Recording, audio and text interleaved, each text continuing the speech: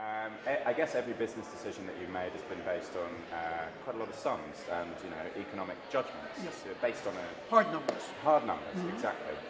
I'm not sure it's quite the same when you're going into negotiations to buy a sports team.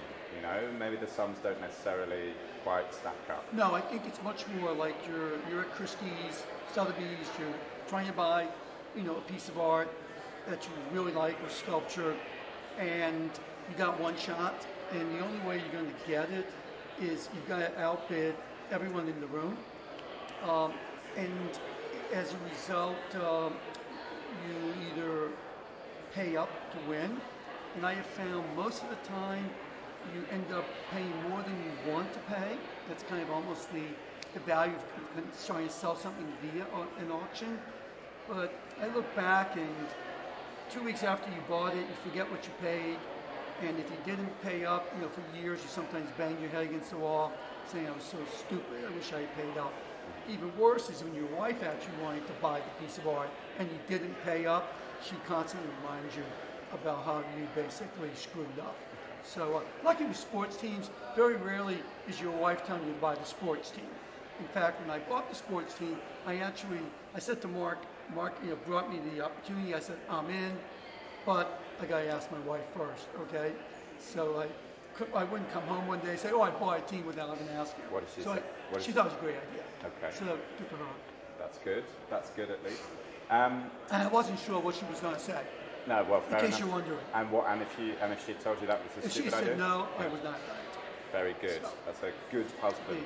By the way, she's taking credit for the Bucks now. Okay, just in case you want. She's in charge of bringing in Giannis, I suppose. Exactly. So you were part of the group that bought the Bucks in 2014. $500 million was the franchise fee. $550. Just earlier this month or last month, I think Joe Tsai completed on his deal to buy the Brooklyn Nets for $2.1 billion. That's approximately right. It's a two-tier transaction. He bought, I think, 49% right now, and in the next few years, he has the opportunity to go to 100%, and it's just over $2 billion, and no arena. No arena, exactly. And you look at that, and that's 4 years on from the deal that you did for a basketball team, of course, in a different market. Yes. I think you're probably looking at quite a return on your investment if you decide to cash out at this point. Yes, we were definitely in the right place at the right time. Yeah. Do you buy an NBA franchise with a view to sell it on later? I think no. I think you buy an NBA franchise, with the view that this is either generational wealth. In other words, you're buying it and you're hoping, the goal is to hold it for a generation. It's a generation, 30 years, 50 years. You will make money, on anything along that kind of timeline. I think if you're looking to buy an NBA team and you're going to flip it in a few years from now, I think that is a stupid thing to do. I think what most people will probably find is that even if they were to go in and do that, they're going to fall in love with the investment so much that they lose almost within 6 months of owning it, they lose any interest in actually selling it. I think you buy these teams because you only live once. Life is the journey, and this really adds so much to anyone's journey that it's almost priceless.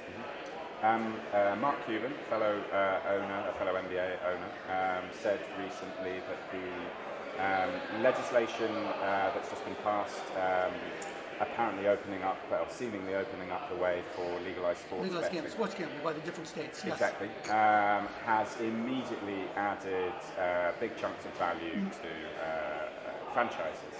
Do you agree with that assessment? I certainly hope so. I think right at the moment, everything's really up in flux, as is, who's going to get a cut, of the pool. And obviously the government's going to get a cut because they make the rules. But I think it is absolutely imperative that the actual leagues and the teams, get a share, because they're actually providing, in essence, the sport, the actual event. And the level of legalized sports gambling, I think it's going to be huge. And I think some sports are going to lend themselves to gambling more than others. Quite frankly, I think football has always been American football has been an extraordinarily popular thing to bet because you can bet end of each quarter, end of each play. I mean, there's lots of point spreads. Basketball is also very popular in terms of betting, and I think it's going to add value. I think it's going to make the value of these teams double. You'd have to have a huge amount of betting going on, but people love to bet in sports. Finally, you're a man who can see a good investment when it hits him in the face. If you had another large chunk of money to invest across the sports sector, is there anywhere that you see untapped value? It's a really good question. I think if you look at the history of sports investing, the best value has been buying the premier teams, in the best leagues, and really paying a lot for them. And they just seem to, continue to increase in value. And for no other reason, that's where the media market wants to go. And the consumer wants to watch the best there is. So English football, or European football championship league, that is the best, what we would call soccer in America, on the planet. And I look at my own kids; they're up in the morning, Saturdays and morning, watching Premier League games live, and they have no interest in MLS games because of the divergence. The same with NBA basketball. I was in business in China a couple of years ago watching the NBA championships, the finals. It was like 9 a.m. in the morning at the big government investment office in Beijing, and everyone is watching the NBA finals at 9 a.m. in the morning. No one's doing any work. And I think that is probably the best investments are the ones that have the global brands and are best in class. Having said that, I do believe that there is value in second tier leagues. I think the football/soccer leagues in Europe are actually quite interesting because there is a huge loyal fan bases. The product is actually quite good, and the valuations are actually much more attractive and more available for the average person.